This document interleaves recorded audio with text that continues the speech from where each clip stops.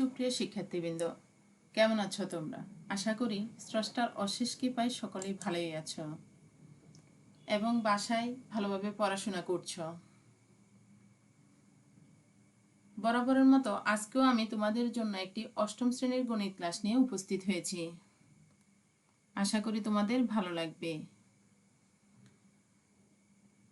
আমাদের এই চ্যানেলে আমরা আগেও অষ্টম শ্রেণীর তৃতীয় অধ্যায়ের পরিমাপের একটি ক্লাস দিয়েছিলাম। আশা করি তোমরা সেটা ভালোভাবে বুঝতে পেরেছ এবং দেখেছ। আজকে দ্বিতীয় ক্লাস। আজকের ক্লাসে তোমাদের সকলকেই স্বাগতম। প্রিয় শিক্ষার্থীবৃন্দ, তোমরা অষ্টম শ্রেণীর গণিত বই এবং খাতা কলম নিয়ে বসো। আসো আমরা আমাদের ক্লাসটি শুরু করি।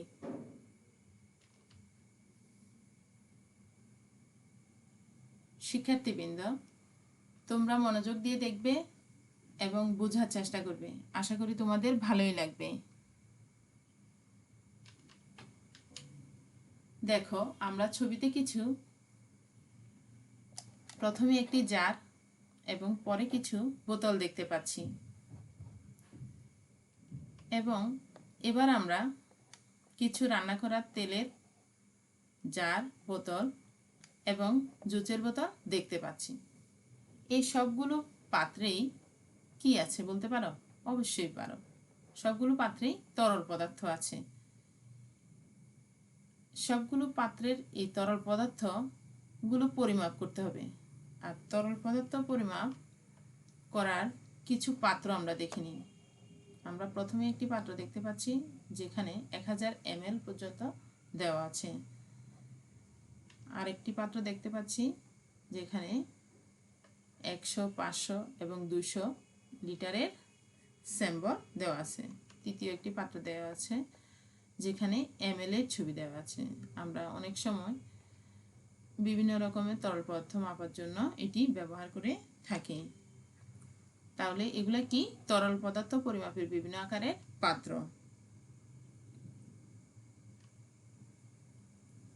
তাহলে আজকে আমরা তরল পদার্থের আয়তন পরিমাপ নিয়ে আলোচনা করব।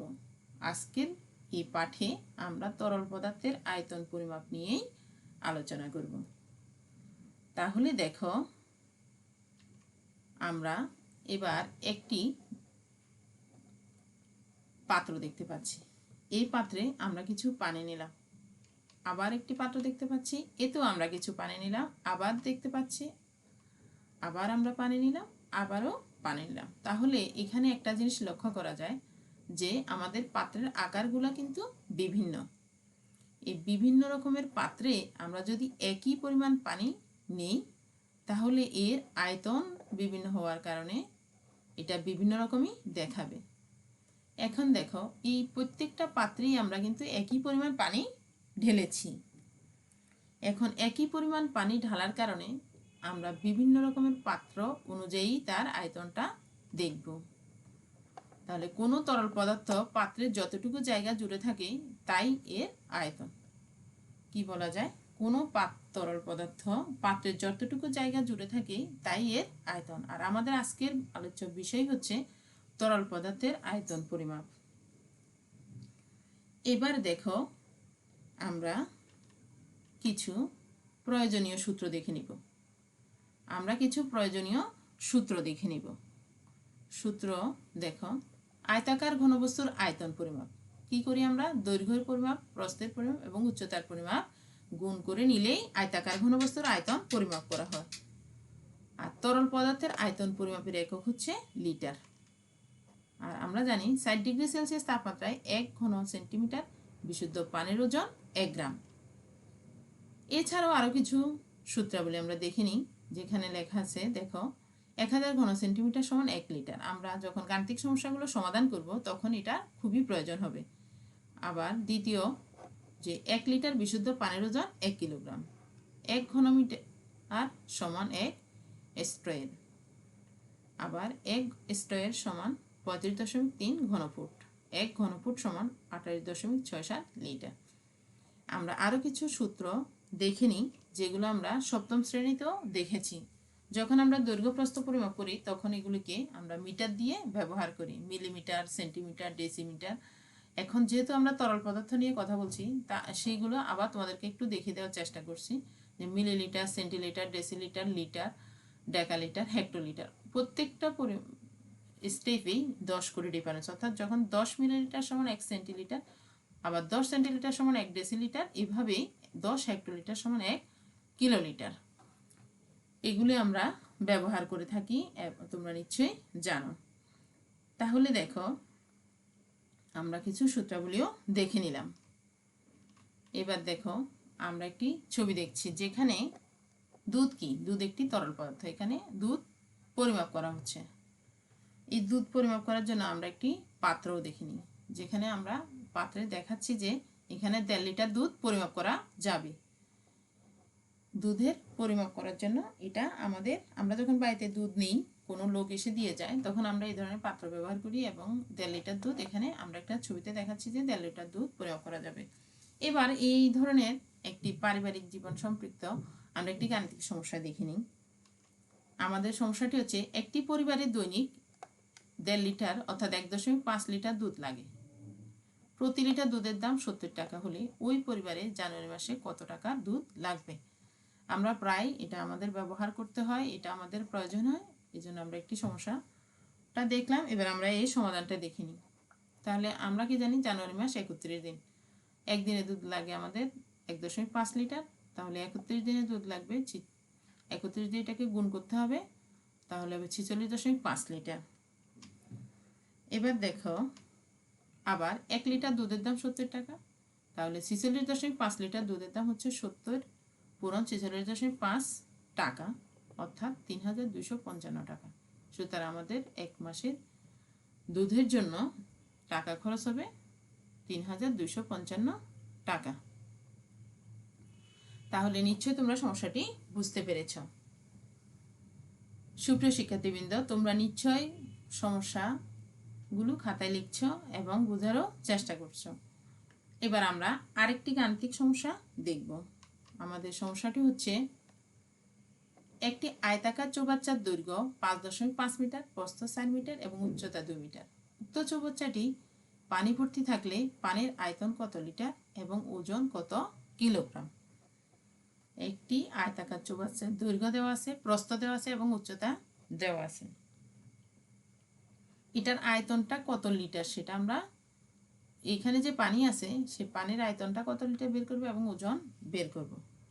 তাহলে দেখো, আমাদের দেওয়া আছে দৈর্ঘ্য 5.5 মিটার। এটাকে যদি আমরা সেন্টিমিটার করি তাহলে হবে 100 দিয়ে গুণ হবে 550 সেন্টিমিটার।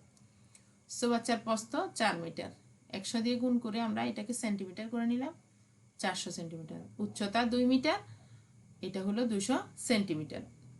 আয়তন হবে কি, দৈর্ঘ্য পূরণ প্রস্থ পূরণ উচ্চতা, 550 পূরণ 400 পূরণ 200 ঘন সেন্টিমিটার, অর্থাৎ 4 কোটি 40 লাখ ঘন সেন্টিমিটার। আমরা এর কি নির্ণয় করব? আয়তন পেয়ে গেছি, এটাকে ঘন সেন্টিমিটারে আছে, এটাকে কি করতে হবে? লিটারে নিতে হবে। তাহলে আমরা জানি 1000 ঘন সেন্টিমিটার সমান 1 লিটার। তাহলে 1 ঘন সেন্টিমিটার সমান উপরে 1, নিচে 1000 লিটার। আর 4 কোটি 40 লাখ ঘন সেন্টিমিটার সমান উপরে হবে 4 কোটি 40 লাখ, নিচে হবে 1000, এটাকে ভাগ করে নিলে হবে 44,000 লিটার। আমরা আয়তনটাকে লিটারে পেলাম। এবার ওজন কত কিলোগ্রাম বের করব? আবার আমরা জানি 1 লিটার পানির ওজন 1 কিলোগ্রাম। তাহলে 44,000 লিটার পানির ওজন 1 পূরণ 44,000 কিলোগ্রাম, অর্থাৎ 44,000 কিলোগ্রাম। তাহলে আমাদের গাণিতিক সমস্যাতে ছিল পানির আয়তন কত। সুতরাং পানির আয়তন 44 লিটার এবং ওজনও 44 কিলোগ্রাম। তোমরা নিশ্চয় সমস্যাটি বুঝতে পেরেছ।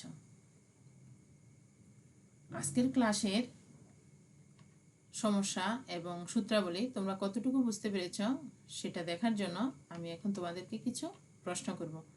আশা করি তোমরা উত্তর দিতে পারবে এবং তোমরা আমার সাথে প্রশ্নগুলির উত্তর খাতায় লিখো, পরে আমরা মিলিয়ে নেব।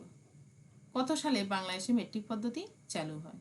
আমার দ্বিতীয় প্রশ্ন, গ্রিক ভাষায় ডেকা অর্থ কি?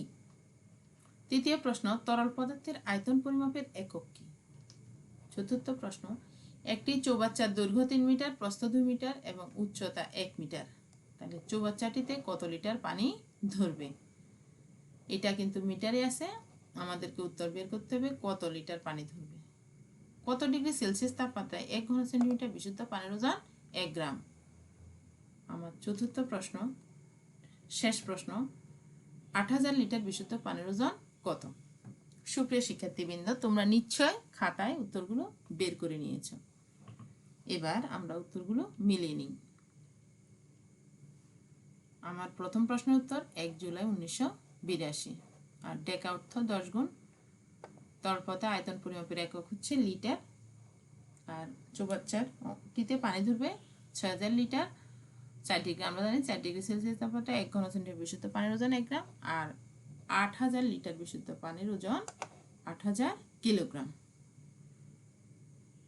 তাহলে দেখো, আজকের ক্লাস তোমরা নিশ্চয়ই ভালোভাবে বুঝতে পেরেছ এবং তোমরা খাতায় তুলেও নিয়েছ।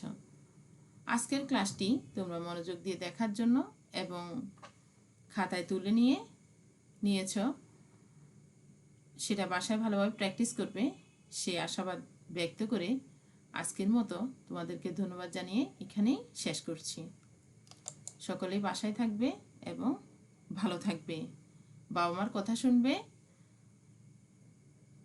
স্বাস্থ্যবিধি মেনে চলবে এবং খুব ভালোভাবে পড়াশোনা করবে।